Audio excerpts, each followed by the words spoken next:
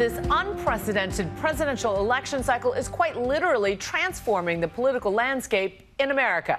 And that could mean good news for the Democrats. As some diehard red states teeter on the brink of turning blue, Team Hillary is rushing into this new battleground in a fight to the finish. Here's ABC's Terry Moran in our election countdown series, Inside the Final 30.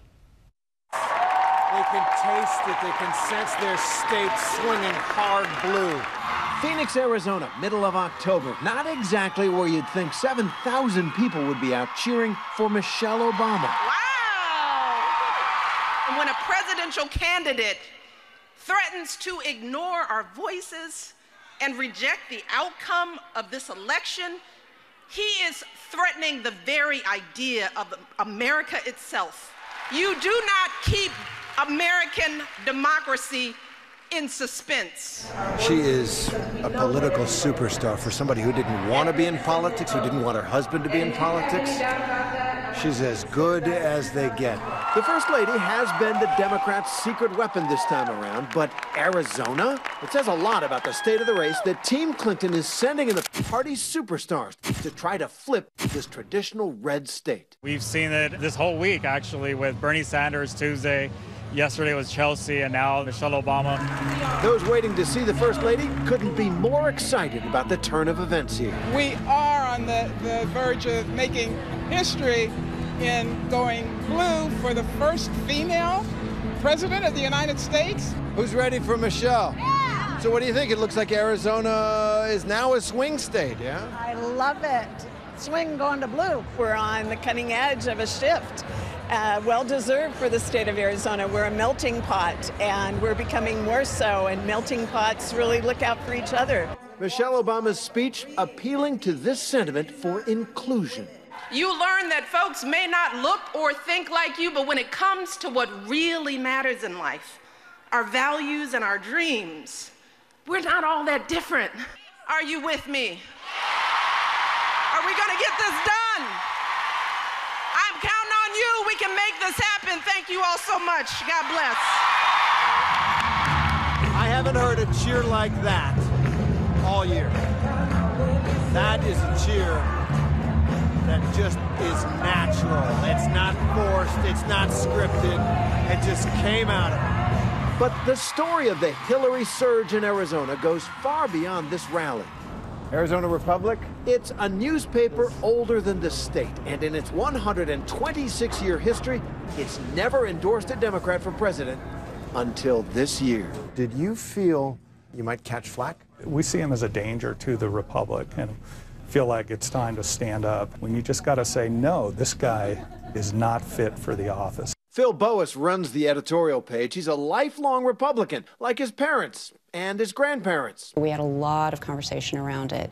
Mia Parrish, the president of Republic Media, which runs the newspaper, told us that what happened next was chilling. That first morning was when we got the first, what I would call death threat. It referenced Don Boas, who was an investigative reporter for the Arizona Republic. He was assassinated by a car bomb 40 years ago. But because of your endorsement, more of your reporters are going to get blown up. Click.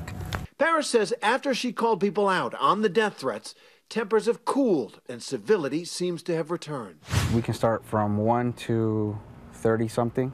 Meanwhile, GOP activist Sergio Arellano is trying to stem the tide against Trump on the streets of Tucson.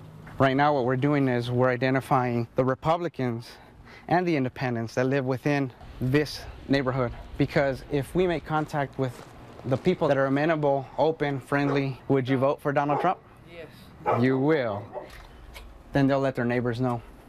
54-58. Nightline caught up with Arellano and a team of Republican volunteers in Tucson last month. I think Donald Trump's the guy that has those answers. It's an alternative to the status quo that we've been seeing for the past 8 years.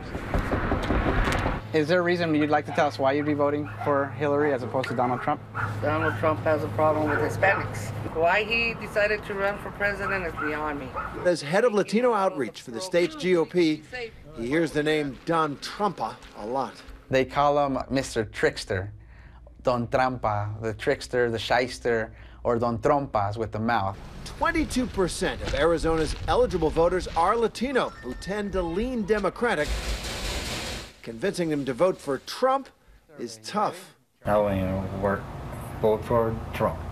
You wouldn't vote for Trump. Is there a reason why? He's a racist. Hi, Orlando. It's Shoshana Walsh with ABC News. I think there are a lot of people that are up in arms after that statement last night. We're also in a really surprising part of the campaign because we're seeing the Clinton campaign move into traditionally red states. In Arizona, we're seeing those big-name surrogates, Michelle Obama, Bernie Sanders, Chelsea Clinton. It's not something I think that anybody saw coming. Donald Trump's comment last night that took people by surprise and offended a lot of people. We have some bad hombres here, and we're going to get them out. Could impact a race like Arizona with changing demographics in the state. And outside of Arizona, other major newspapers are also breaking with tradition to endorse the Democratic presidential candidate. The Dallas Morning News backed a Democrat for the first time in 76 years, writing Donald Trump's improvisational insults and midnight tweets exhibit a dangerous lack of judgment and impulse control. The Cincinnati Enquirer followed suit, writing, Trump is a clear and present danger to our country. And the San Diego Union-Tribune, which had never endorsed a Democratic presidential candidate in its 148-year history, also came to Clinton's side. Almost 2,000 miles from Arizona, another state that could flip this time around, Georgia. Due in part to activists like Justin Pitts. So welcome to the Democratic Party of Georgia's regional field office here in Savannah. The state has voted Republican in every election since 1980, except the one time when this Clinton's husband won. The last time that Georgia went blue in a presidential election, I was 11. The Clinton campaign is spending money in these states. Also, her super PAC, Priorities USA, today launched ads in bright red Georgia for the first time. When I saw Donald Trump mock someone with a disability, it told me everything I need to know about his heart. It's really a stunning development with just 2.5 weeks to go. The Underdog campaign is trying to excite Georgia's African-American population. Hillary Clinton has proven that she respects and she will work for the African-American community. We don't need a Johnny-come-lately. And have you already voted? Yes, I have. Awesome, awesome. Today, Justin has teamed up with field organizer Catherine Boswell, talking to folks on their doorsteps, in their car. Do they vote over there too? Even while mowing the lawn. How you doing? Getting out that vote, we'll be able to turn Georgia blue and get Hillary elected and other Democrats up and down the ballot. Hillary Rodham Clinton. Tonight, the candidates are together again. Donald J. Trump. This time at a fancy charity dinner in Manhattan. At the Al Smith dinner, for more than 50 years, the presidential candidates have been poking fun at themselves. Some people call you the elite. I call you my base. And each other.